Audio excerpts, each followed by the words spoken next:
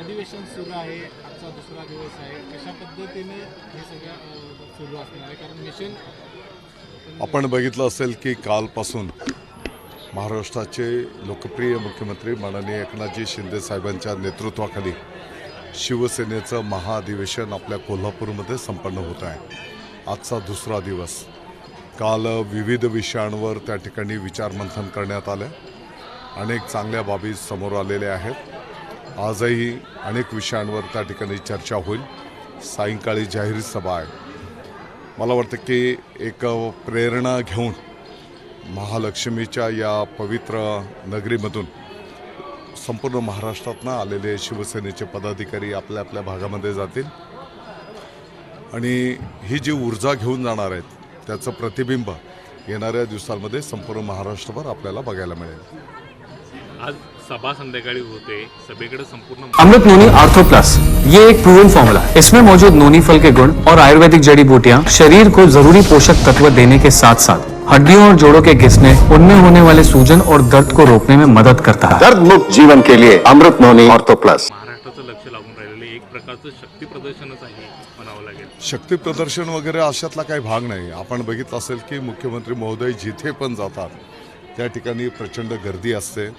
त्यांच्याविषयी एक सर्वसामान्य नागरिकांचं अट्रॅक्शन आहे.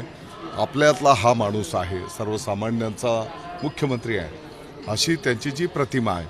त्यामुळे संपूर्ण महाराष्ट्राला अपेक्षा आहेत. आणि आपण बघितलं असेल की मुख्यमंत्री पदाची शपथ घेतल्याच्यापासून किंबहुना त्याच्या आधी पण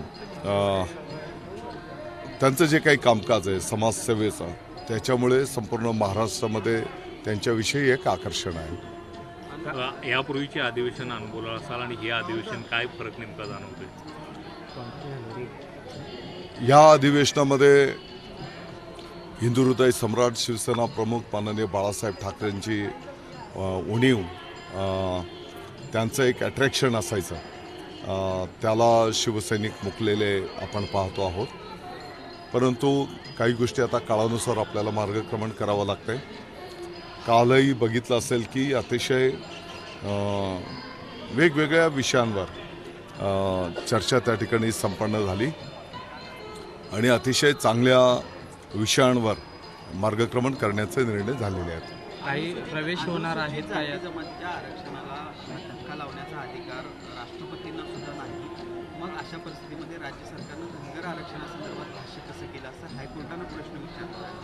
कसं बघताय एकूणच या सगळ्या आरक्षणाच्या मुद्द्यावर?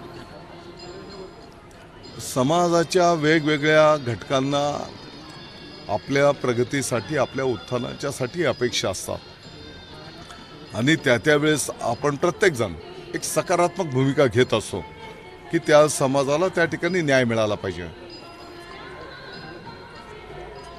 जिथपर्यंत धनगर समाजाचा विषय, तर मला वाटतं की माननीय न्यायालयाने काही निर्णय त्या ठिकाणी घोषित केलेले आहेत आणि मग येणाऱ्या काळामध्ये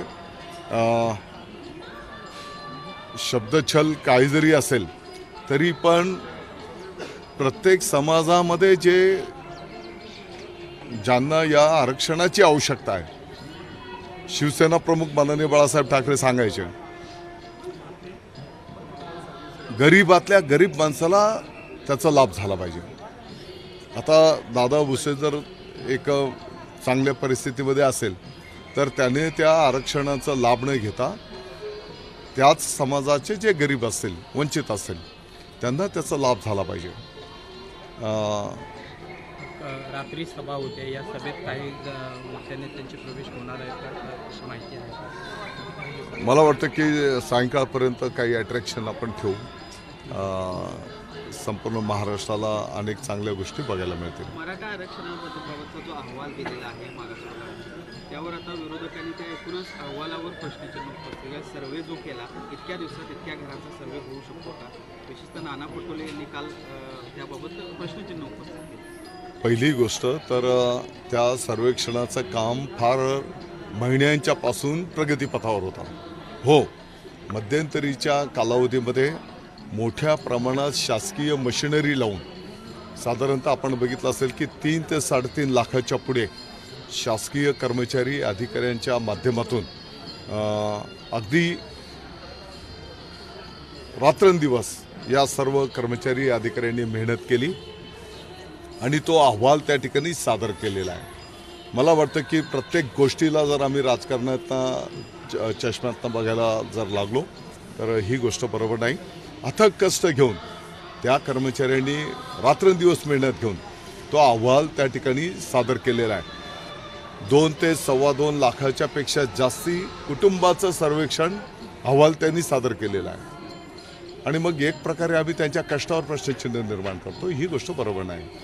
अजितदादांनी काल एक मोठं वक्तव्य केलं, आवाहन करताना मतदारांना लोकसभेला मला साथ द्या, नाहीतर मी विधानसभा, अजितदादांनी लोकसभेच्या निवडणुकीत मी जो उमेदवार देतो त्याला साथ द्या, नाहीतर मी विधानसभा निवडणूक लढवणार नाही, मला माझे कामधंदे आहेत, अशा पद्धतीचे वक्तव्य त्यांनी केलं. नाही बघा, माननीय अजितदादा पवार साहेब त्यांचं एक काम करण्याची पद्धत आहे.